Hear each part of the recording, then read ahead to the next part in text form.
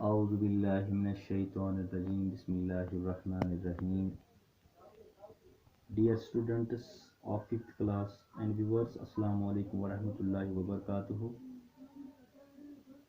I welcome to all of you in this offline teaching learning program.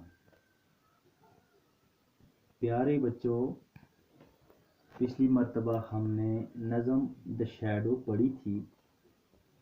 آج ہم اس نظم کے سوالات کرنے جا رہے ہیں. Question number 1. Who is the speaker of the poem? یعنی The Shadow نظم جو ہے اس کا شاعر یا خطیب کون ہے؟ Answer. Robert Louis Stevenson is the speaker of the poem The Shadow. یعنی رابرٹ لوئس سٹیونسن The Shadow نظم کا شاعر یا خطیب ہے. Question number 2. What are the changes that occur in the poet's shadow? یعنی شاعر کے سائے کے ساتھ کون کون سی تبدیلیاں آتی ہیں؟ Answer. The poet's shadow becomes short, long, straight, erect, and changes its position with time. یعنی وقت کے ساتھ ساتھ شاعر کا سایہ بھی کبھی چھوٹا، کبھی لمبا، کبھی سیدھا اور کبھی ٹیڑھا ہو جاتا ہے. Question number 3. What does the speaker think of his shadow in stanza 3? یعنی نظم کے تیسرے بند یا تیسرے مصرعے میں شاعر اپنے سائے کے بارے میں کیا سوچ رہا ہے؟ Answer. In stanza 3, the speaker thinks that the shadow sticks to him more than he ever sticks to his nurse. The shadow needs to learn how every child plays. یعنی نظم کے تیسرے بند میں شاعر اپنے سائے کے بارے میں سوچ رہا ہے کہ میرا سایہ ہمیشہ میرے ساتھ چپکا ہوا ہے. اتنا زیادہ کوئی اپنی نرس کے ساتھ بھی نہیں چپکتا، اور یہ سایہ کو یہ بھی پتہ نہیں ہے کہ ہر کوئی بچہ کیسے کھیلتا ہے. Question number 4. What did the speaker find one morning before the sun was up? یعنی ایک دن صبح صبح جب سورج بھی نہیں نکلا تھا تو خطیب کو کیا ملا؟ Answer. The speaker found dewdrops on every buttercup one morning before the sun was up.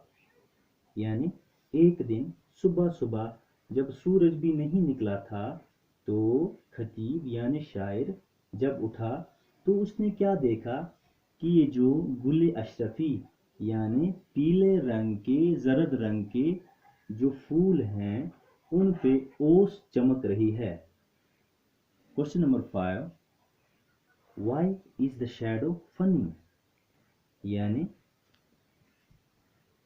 یہ شیڈو سایہ جو ہے یہ مزاحیہ یعنی ہنسانے والا کیوں ہے؟ Answer. The shadow is funny because sometimes it is large, sometimes it is short, sometimes it is thin, and sometimes it's fat. Shadow یعنی سایہ ہنسانے والا اس لیے ہے کبھی یہ تیزی سے بڑھ جاتا ہے، کبھی چھوٹا ہو جاتا ہے، کبھی پتلا ہو جاتا ہے اور کبھی موٹا ہو جاتا ہے.